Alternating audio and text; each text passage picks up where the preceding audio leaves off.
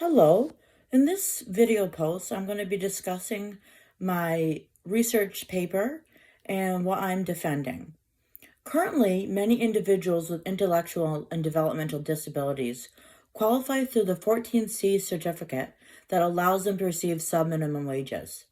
Some argue that this is discriminatory, while others think that it is more discriminatory to allow them to lose their jobs if sub-minimum wages were eliminated. The Center of Hope Foundation, which I focused much of my research paper on, does not receive enough funding to pay all of the participants with disabilities minimum wages, and other organizations won't hire many of them if they have to pay minimum wages. Some people believe paying individuals with disabilities lower than minimum wages is grossly unfair. The long history and lack of funding, exploitation, and abuse towards individuals with disabilities makes the situation particularly important. The Center of Hope Foundation has a long history of families and advocates fighting for the rights and funding for individuals with intellectual and developmental disabilities.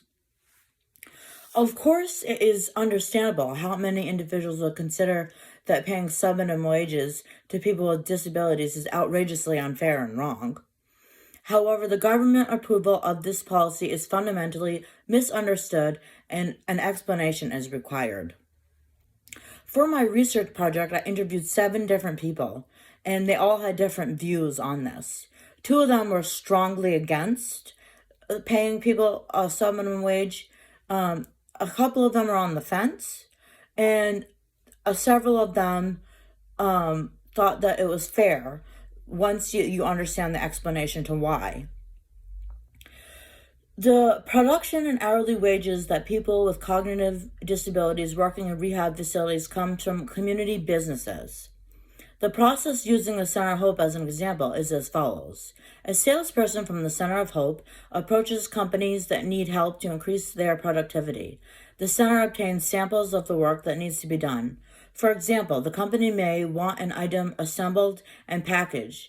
We will call the item a widget. That was one of the items that they actually used during one of their jobs. Back at the center's facility, people without disabilities, like the company's own production workers, are timed to see how many widgets can be assembled and packaged in an hour. Let us assume that they can assemble and complete 15 widgets in an hour. At this point, the center goes back to the company with the amount it would charge per widget. Now, since the center has to pay at least the minimum wage and also cover workmen's compensation, unemployment insurance, and Social Security costs, which is about 30% of the wage, there are also other expenses involved, but we'll keep it at this for more simplicity. The amount of the center would have to pay to the worker and government is $15 an hour plus 30%, or $19.50 an hour.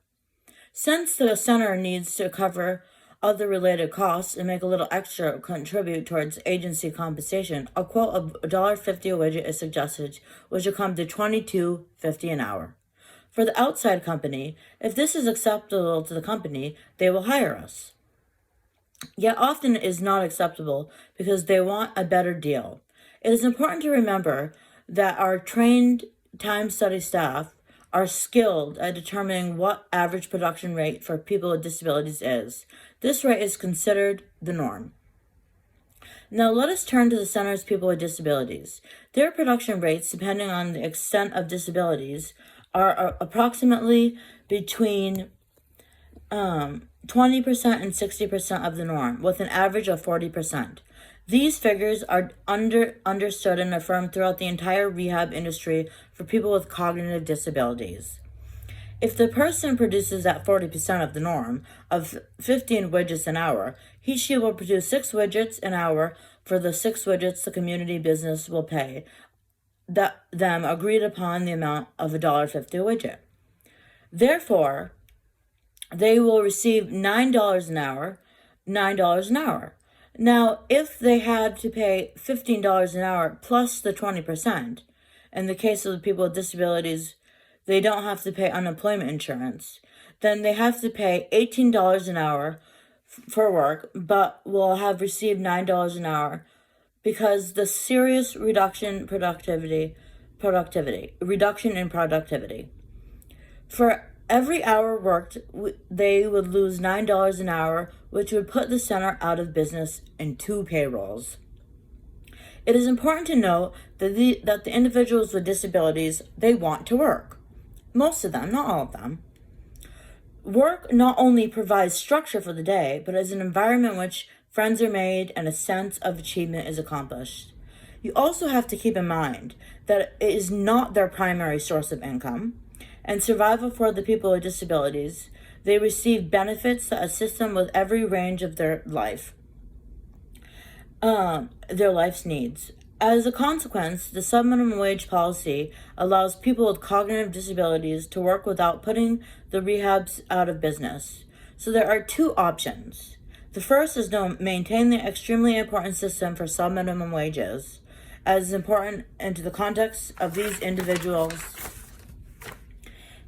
so they can have meaning in a work environment, or to take away work from them individuals because the money is not available to maintain a work environment. Again, work is a critical component for the psychological well-being of people with cognitive disabilities. Also, keep in mind that on some jobs, they have to have another person hired to help them with the job. So suppose a grocery store hired someone and they had to be packaging groceries. Another person would be hired to go with them to the grocery store to help them package the groceries. So it would be like paying somebody, two people